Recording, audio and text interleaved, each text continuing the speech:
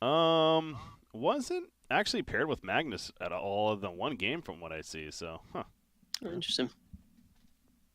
just the one Magnus BA combo, but yeah, not gonna see that here, I'm sure either. That's what the heroes that we're looking at currently. Probably gonna Yeah, visit the mid. normally. Yeah, I don't think you're gonna see Magnus mid. Seems a bit waste of a role basically. But they definitely need a way to deal with this PA really. Tiny is okay really, but I don't know. I don't know if it's just me, Breaky, but whenever I see Tiny, I just think like there's so many better heroes. Tiny fulfills one of those roles where it's kind of like an okay pick. You know, it's something to kind of write home about. Really, doesn't seem to be a lot of X factor towards it. And I think like I guess it's okay here. Like it offers like 800-900 magic burst, but get to the mid game. This PA is just gonna rip this Tiny a new one. So Yeah. I don't know. I'm not a big fan of Tiny, If you honestly. have follow up like lockdown with a tossing hero back and then into a shackle, I think that's good. But you are dealing with the core Tiny now, though. So yeah, they're kind of going back to that logic. I would like to see it in position 4 if that was the case, but this is Yeah, definitely going to be a core Tiny of some sorts right here. So yeah, for sure. Like, I think it can work in a position for like a pseudo Earth Spirit, where instead of like you kicking them back, you kind of throw them back, or you throw your teammates into them, and it has that kind of synergy. But Core Tiny, man, like I'd love to see stats on Core Tiny. I could only assume it's very, very low. I just think it doesn't offer too much, honestly. Like it's obviously good in the lane, but outside of that, it's like win the lane, lose the game kind of thing. Like it doesn't offer too much outside of just a bit of burst, which I don't know if it's going to be enough, but 10 seconds all right. remaining. Not sold on the heroes. Xolotl is though, and gonna try to make use of it here. They banned Morphling with that final ban. Terrorblade is still on the board. Another decent hero on the PA matchup. yeah, it's just super high armor. But then he would be playing against a Brewmaster, which is always difficult to play against with the illusion clear from the Brewmaster. I think. I mean, Radiant team pick. Yeah, they banned Magnus just in case. I mean, Slark. I mean, we saw Slark the other day. I think it was was it Team Xolotl we saw it for? But I think Slark could work here. Like they have only single target disable, both of which Slark can really do well against the Dark Pounce, and it can work very well against the PA with the Silver Edge. But 10 seconds I don't think Slark's a particularly good hero, but in this game, I think it could definitely work. 5 seconds remaining. Because they need something to do with the PA, really. They've got good team fight with Pangolier and Earth Spirit, which the only thing they're kind of lacking right now is a PA kind of counter. So Slark could be on the cards, perhaps. It was actually Rado Picole was the ones that picked Slark yesterday, funny enough. Okay. Asses can work as well. If he can get an early MKB, can really kind of set the tempo of this game as well. So now mid hero for their squad, Team Popsicles. Are they going to figure out? They know they're going up against the Earths now. 10 seconds and of course, remaining. everything else, it's. I guess you're not too sure if it's going to be a mid Tiny or a Pango, but either way, probably similar ideas as far as the matchup is concerned.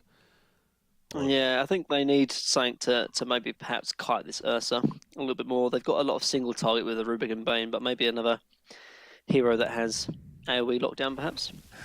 Viper, again, something to do with the Ursa, I guess, and has a little bit of AoE, obviously, with the Nevertoxin. And we saw how good it was, last game, or in the last series, so could never go wrong with an Ursa. Sorry, with a Viper, particularly whether it's against the Pango or the Tiny mid. Yeah, no, it's actually great against the Ursa that not only the break, of course, is good, but you put it on yourself. You just literally put Nether Toxin down below your feet, and so if Ursa tries to jump you, he's not getting any Fury Swipes as a result. So it's plays like that I'm sure we're going to see come out here, and that on top of his ultimate and be able to kite the Ursa somewhat effectively. I think the fact that, I saw the Viper was open. I was wondering if Xolotl was even going to try to pick it against the Phantom Assassin, but they choose the Ursa, which is fine, but yeah, the fact that Viper was left open then is a yikes from me, I guess I'll say.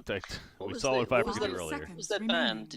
I didn't catch. They banned Morphling. Well, they banned Magnus. No, that was Mag, yeah, which I guess makes sense, but I don't think they would have put a core Brew or core Mag mid. I don't think, but Yeah. It's done now.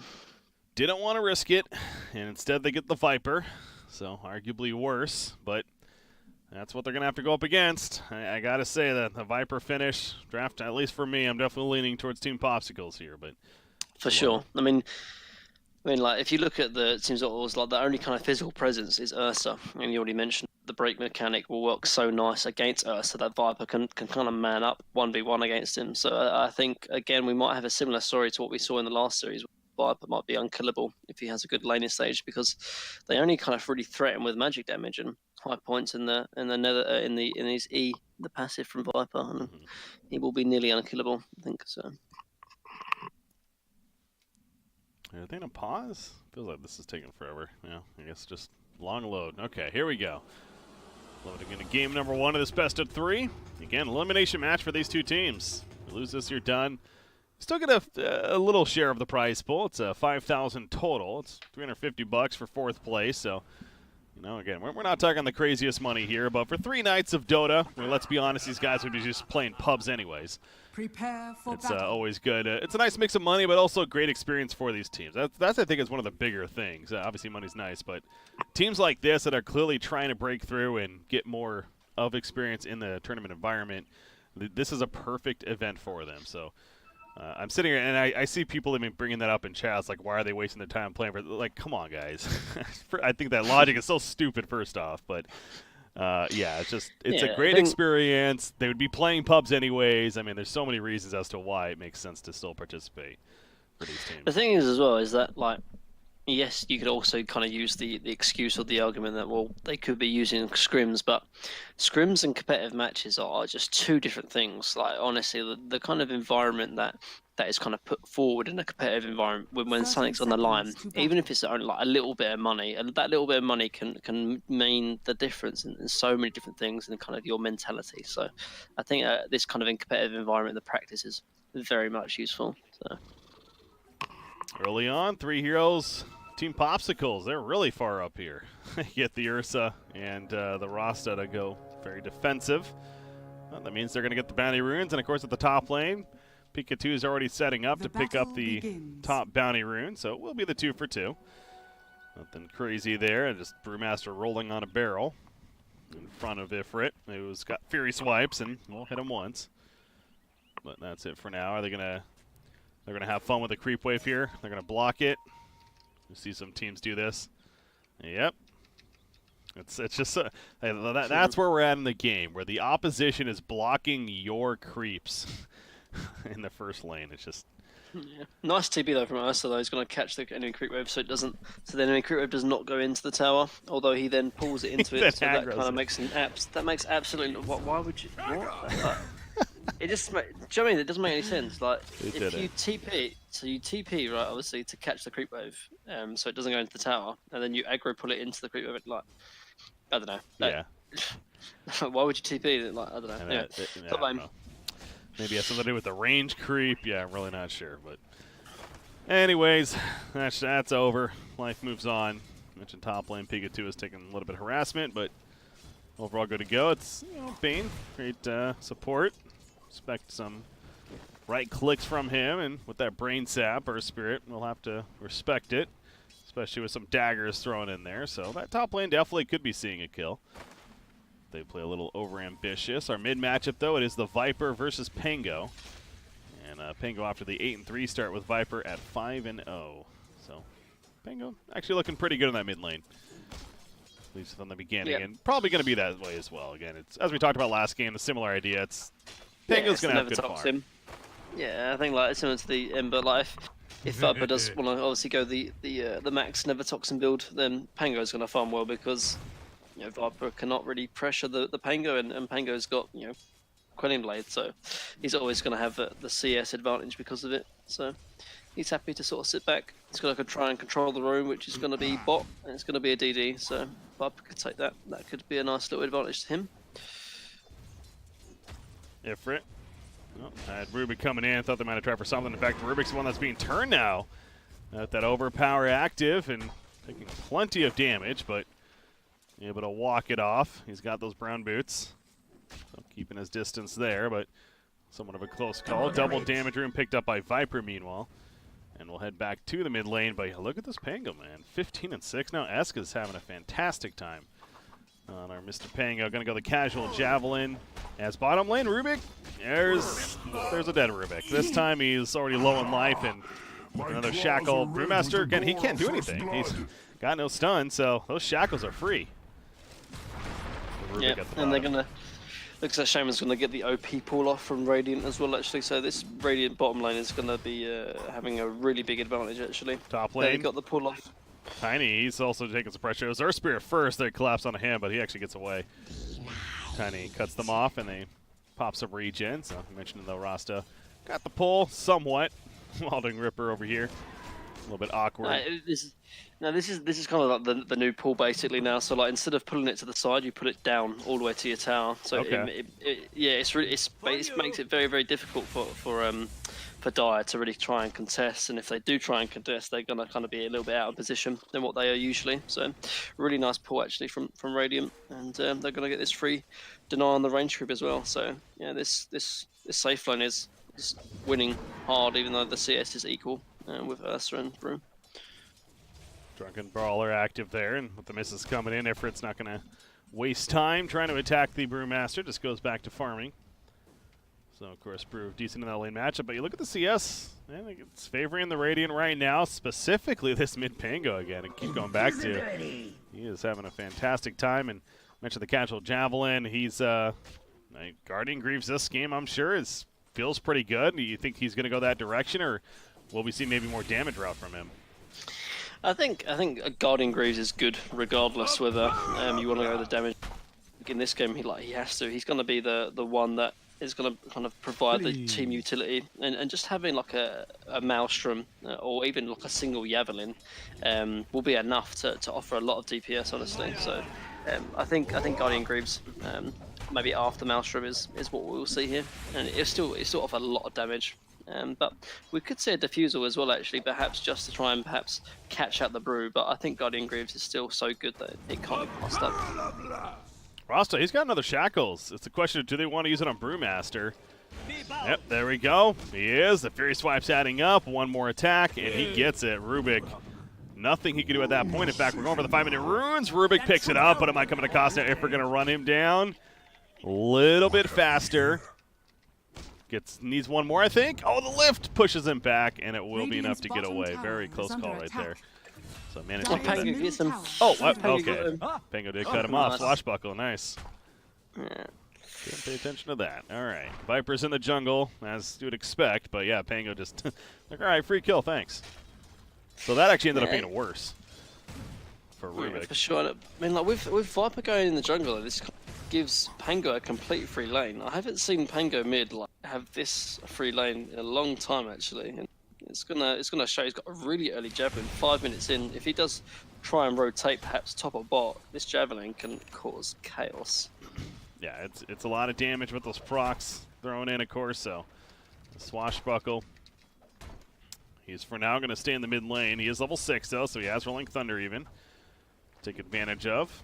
How's the top lane going though? Phantom Assassin is doing great. Costabile, 35 and 7 CS. He's currently second in the game, behind that mid Pango. So that's where it's good news right now for Team Popsicles, and actually it could be better. Viper comes in with a Viper Strike.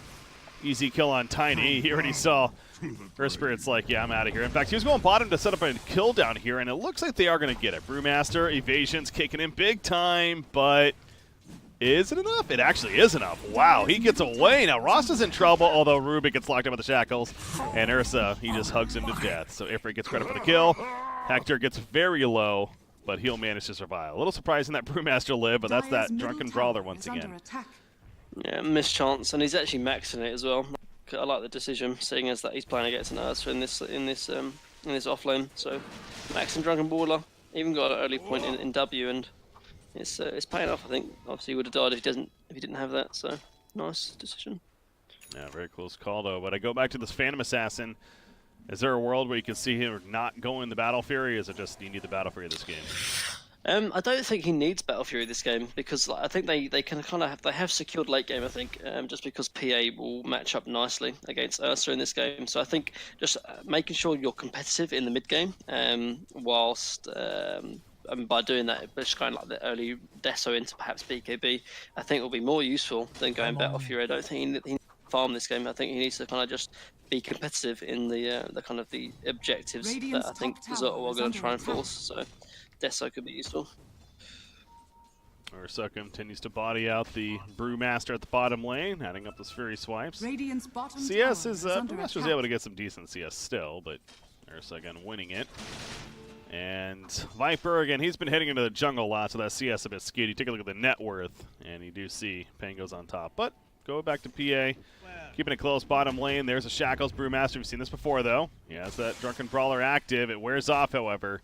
They're trying to set this up for Ifrit. He gets a Thunderclap off, and they need another attack. He's going to stay alive for the time being, so the support's trying to let him get the kill, and Pikachu is like, yeah, I'm not going to take any more chances. They do get the kill. Meanwhile, oh, Costabile died at the top lane. Okay, Yano, credit for that kill. Was that a solo kill? No, Pango rotated him. Okay, Used Pango was Royal out there. Thunder. Oh, double damage. Yeah, okay, no wonder. Yeah, secure the kill on the PA. Okay. And it just kind of feels like it kind of similar to last game where Viper kind of gave a lot over to the Ember in the lane, and Pango is kind of really pressuring this game. But Viper does have his Rod of Atos actually quite early on, so perhaps we'll see Viper eventually rotate to try and secure the lanes, perhaps bottom, and give this Ursa a harder time than what he's had so far. Yeah, it does go the early Maelstrom, so not only gets the very early Javelin, but decides to turn into a full Maelstrom on Pango. He doesn't even have boots yet, actually. And neither does Viper, and Viper's trying to gank That this is Tiny. funny. So this is such a waste of time. Like if you're gonna go for a gank, like boots, because otherwise it's just a waste of time. Like now Pango has a freak through full creep wave now, and Viper's still staying up here. Although Tiny might get caught out by this patience from Viper. There is no vision in that jungle, so they do not know Viper's there necessarily. And there's the Viper strike, although the TP, he's out. Yeah, that Viper now has wasted so much time, man. Yep. Like, I think in the whole kind of minute and a half, he's took in one creep camp because he didn't have boots, which I mean, now he has bought, but he's going to run all the way back mid, and I mean, it gives a little. Bottom lane, they get the easy initiation on Brewmaster, rolling Thunder on through with the Shackles. Ifrit now following it up, but again, that Drunken Brawler, it's helping. The evasions, rolling Thunder, you cannot evade that, however, and eventually gets an auto attack in for the kill from Ifrit. Now a swashbuckle on Bane. He too is very likely dead. Brain Sap helping delay the inevitable, though. And the rotations from Esk, however, even with no boots on him, they're working out much more effectively. So top and now bottom.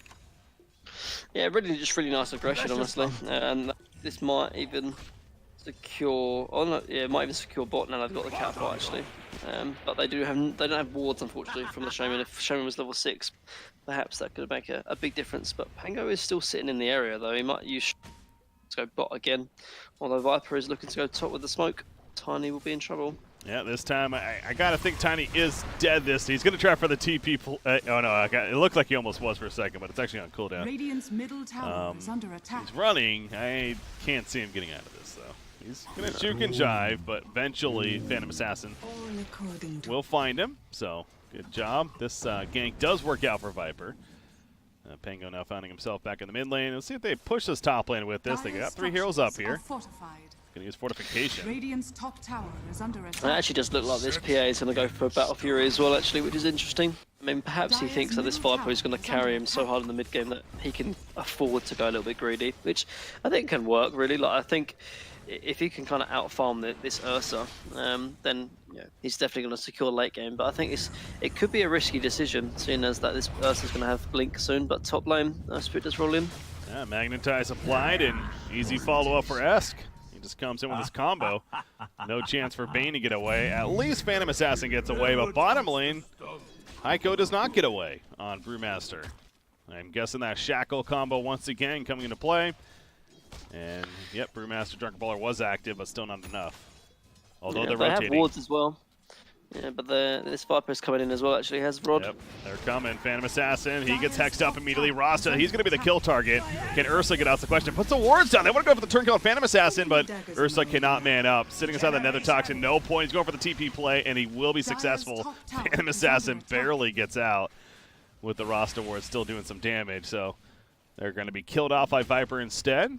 Nice little gank there from Team Popsicles, but top tower, it will fall for Xolotl. So good job taking advantage of heroes being elsewhere.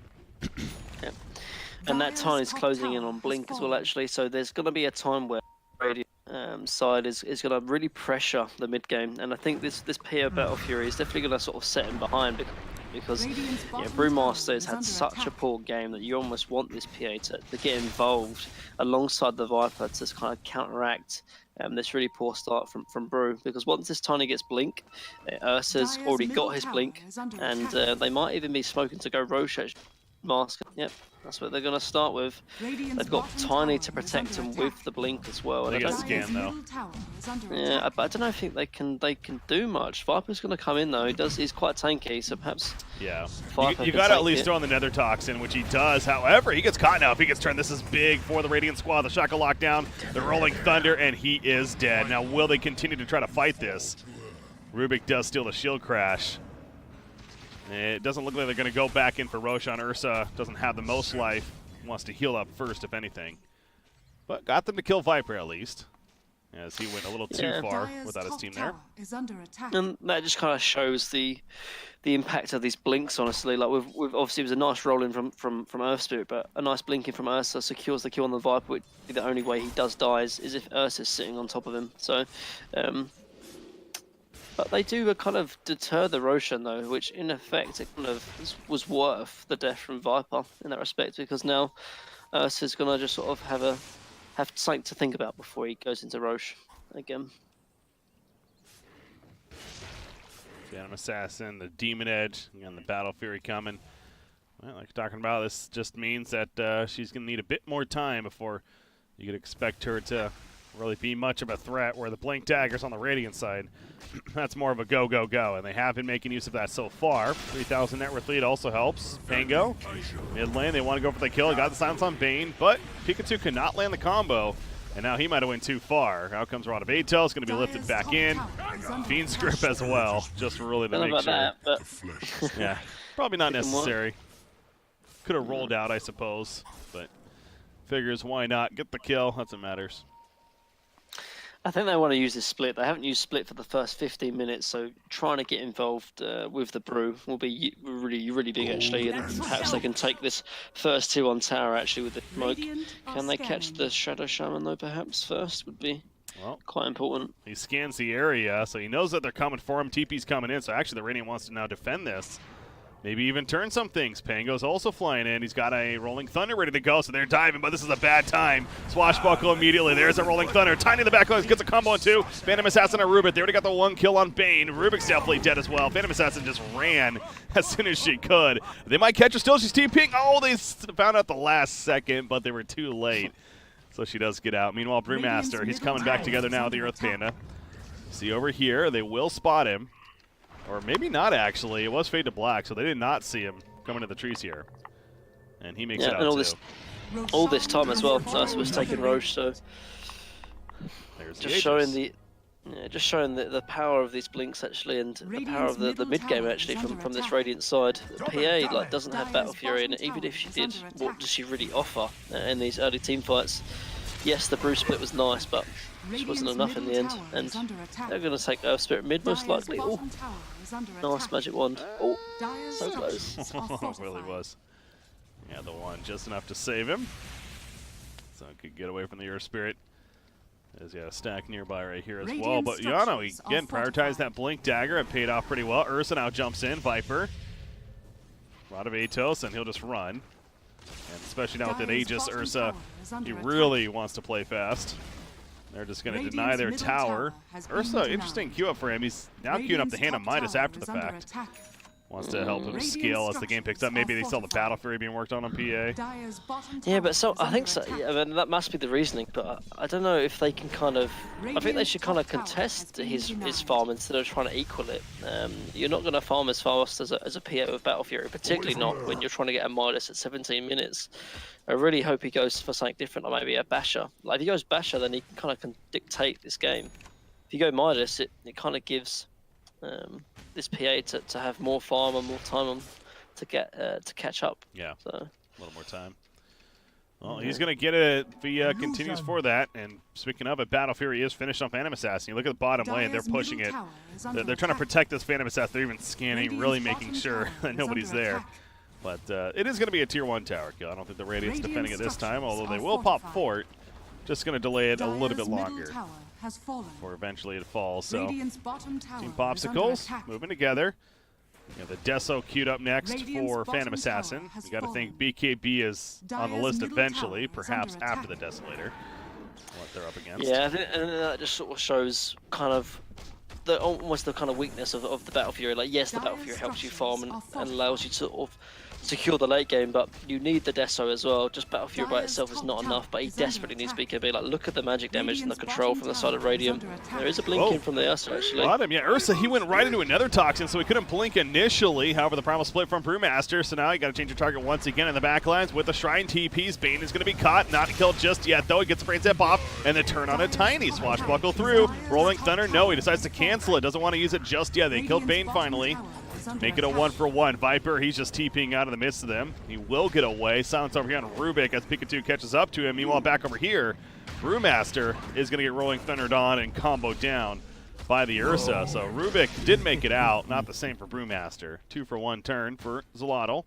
Aegis still on Ursa throughout all of that. And he did get the hand of Midas, using it mid-fight. And now back to farm he goes. So they're going to probably pop a Shrine right here. Thinking about it at least. There you go. I think, the one good thing about this Midas, although it is pretty late, it allows them to kind of dictate the pace of the game without, allowing Ursa to sort of farm. Like, he can just sort of use Midas while they're looking to fight and still keep up his farm at the same time. So there is the strength in that respect, and there is the Greaves that I expected coming out from Pango. And with this, I can't really see Radiant losing team fights, particularly not before PA gets BKB. And they're going to catch Rubik. Over here, Rubik running away.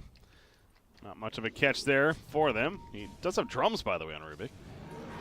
Let's bring that team utility. As Viper, though, they're beelining for Viper. Again, not an easy kill. He doesn't care. Ursa just jumps in. The break's applied. So Fury Swipe's not adding up. That's what I was talking about earlier. And now Ursa might be too committed. Aegis will be popped. Who's back here? That's Phantom Assassin. She's looking to jump in as well. They want to commit to this. Ursa is in trouble. Still has it. Rage lifted up with another Toxin. Has to pop and Rage very defensively. Trying to get out now. Here comes Earth Spirit kicking away. Magnetize applied. Rolling Thunder in. Rodavator's locking out Ursa, but going for Phantom Assassin, but she gets the big crit to finish the job. Eska still rolling around. A Swashbuckle out with a double disarm on Phantom Assassin, but Shield Phantom struck away. Takes a tree to the face. Is still alive. Eska in pursuit. Those Shield Crash and the Boulder Smash goes through to finish the job. Over here, Tiny run down by the rest of them, however. And now to the right, Eska's caught. This would be a big kill. He has not died yet. Can he swashbuckle away in time? There's a shield crash, a swashbuckle.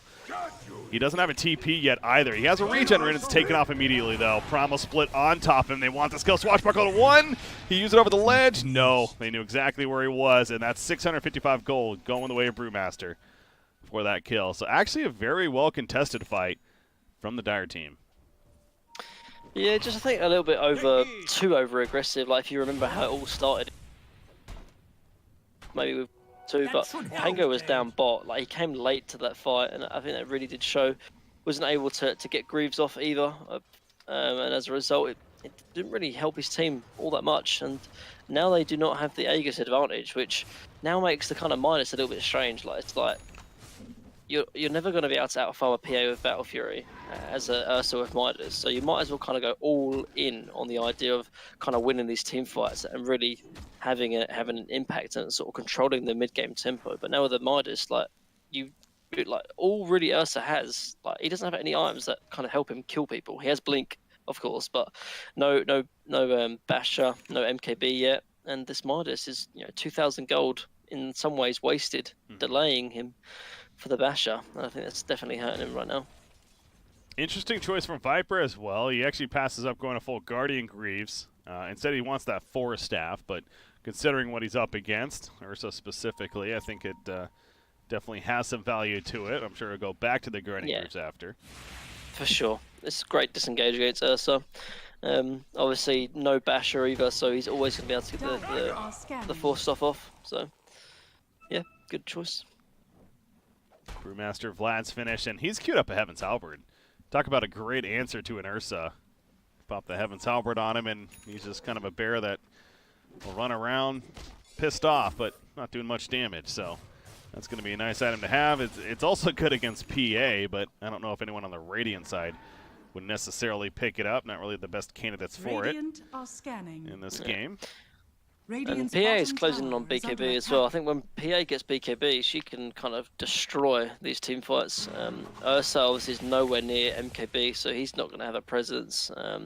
It's only the magic damage, and with the BKB, I think PA can run amok, honestly. Can one-shot the Shaman, basically, and can start really harassing the Pango as well, because he's already got Deso, so he's going to be dishing out a lot of damage. BKB queued up.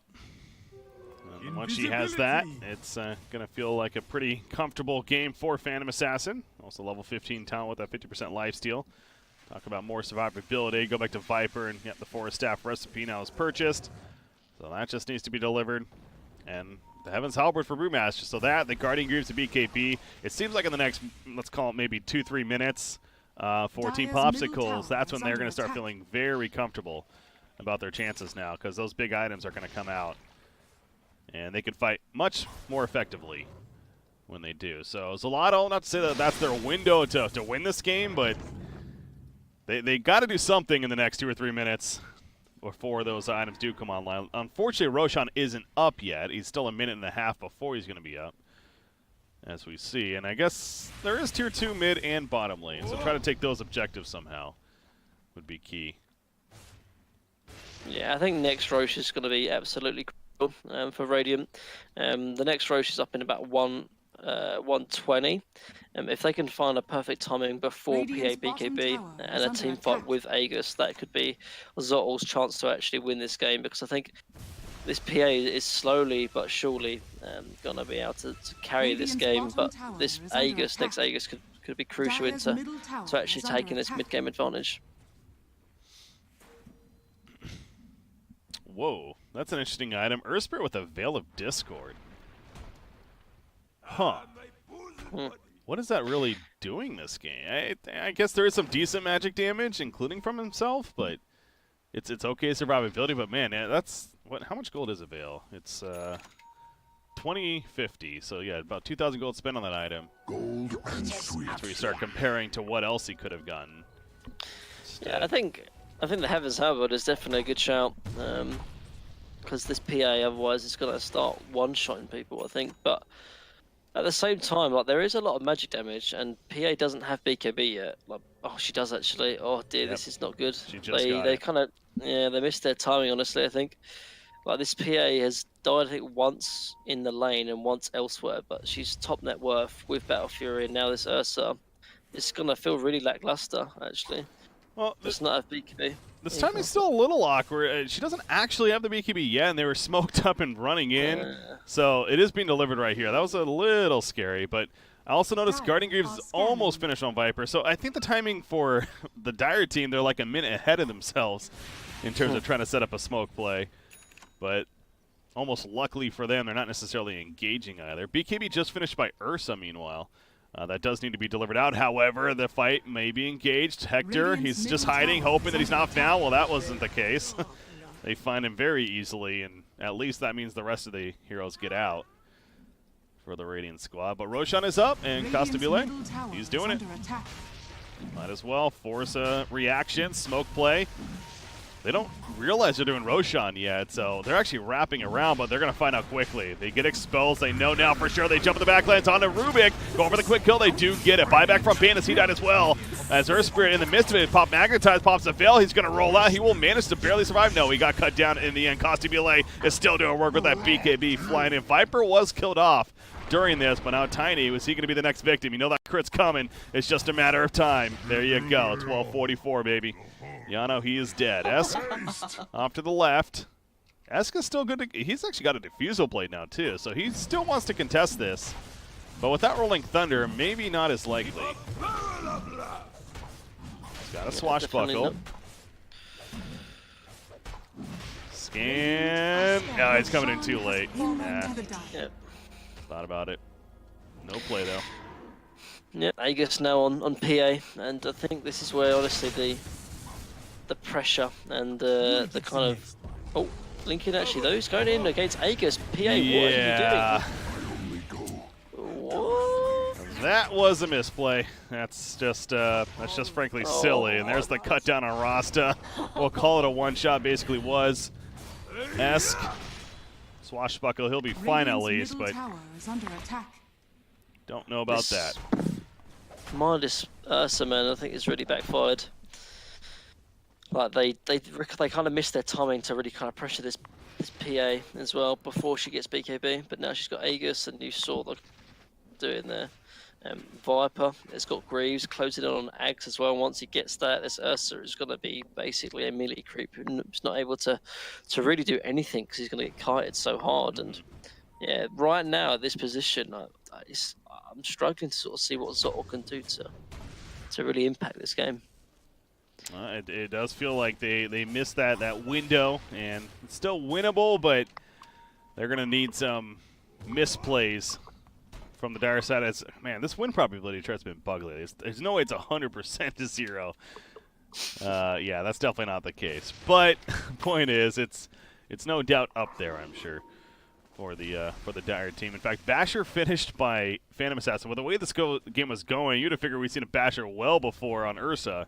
But again, he went a different kind of build. The Midas, we already talked about. He went to BKB now. He's trying to go an MKB eventually, which sure makes sense against the Phantom Assassin, but that's still a long ways off now. He doesn't even have any of the components yet.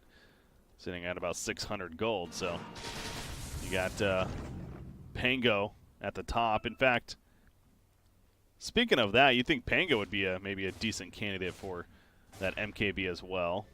He's going to kill with Basher, though. Yeah. Which is also good.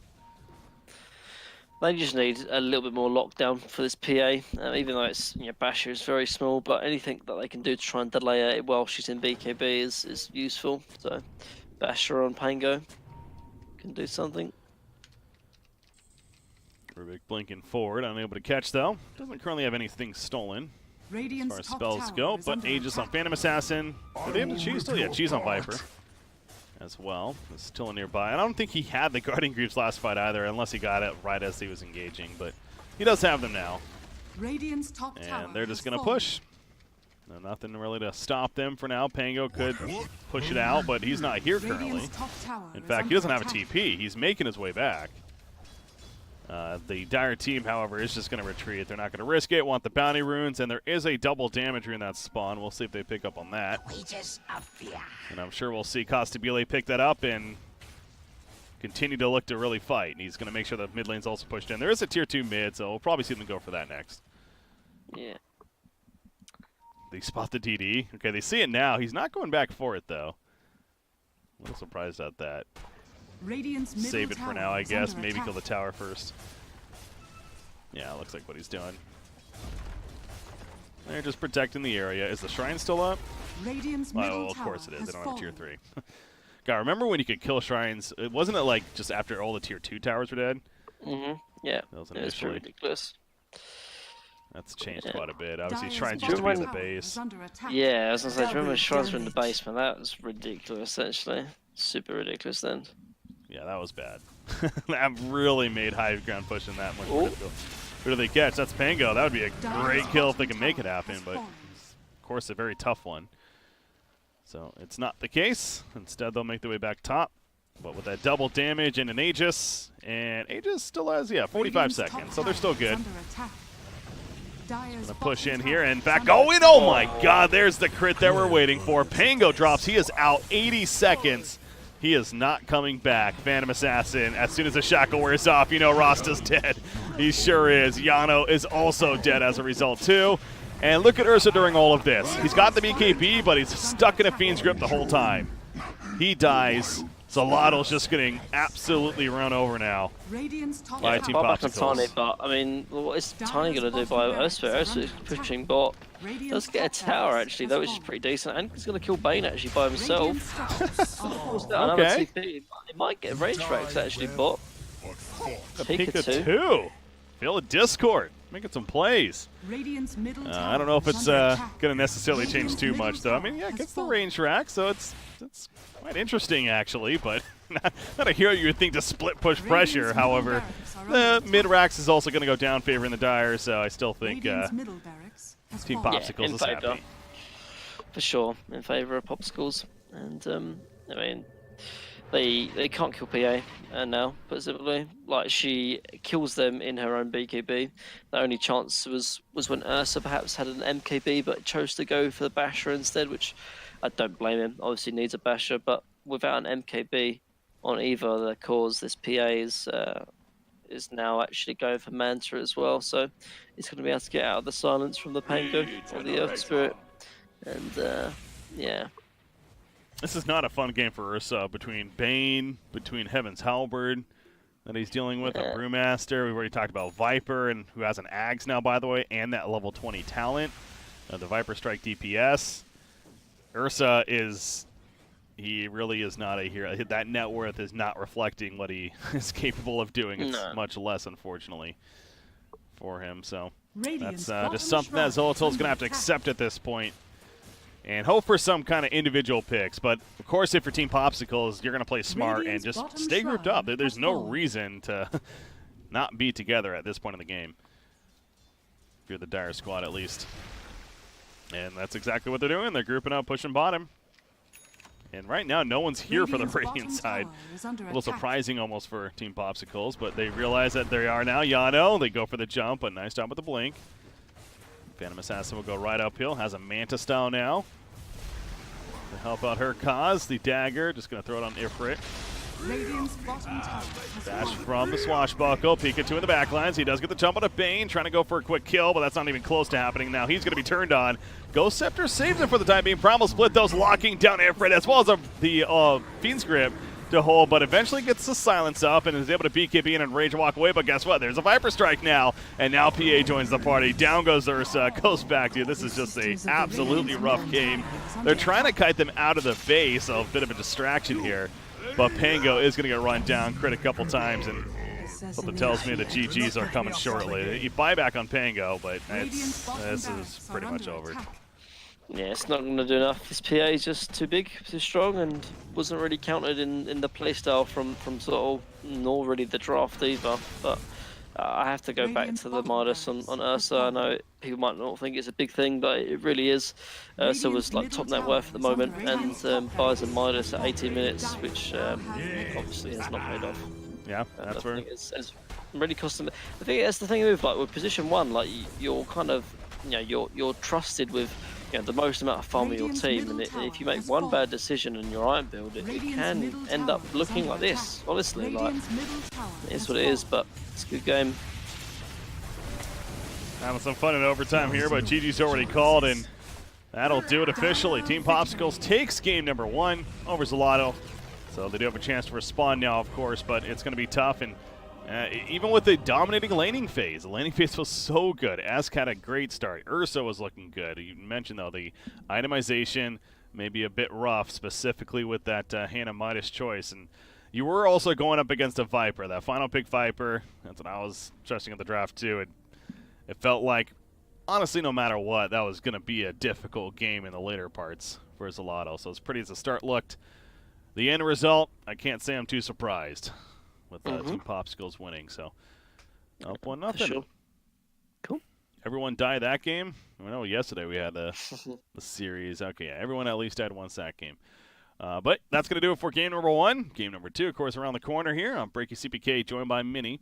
It's the BTS Spring Cup Tournament elimination match. Will this be it for Xolotl, or can they climb back and force a game 3? We're going to find out next, guys. Stay tuned.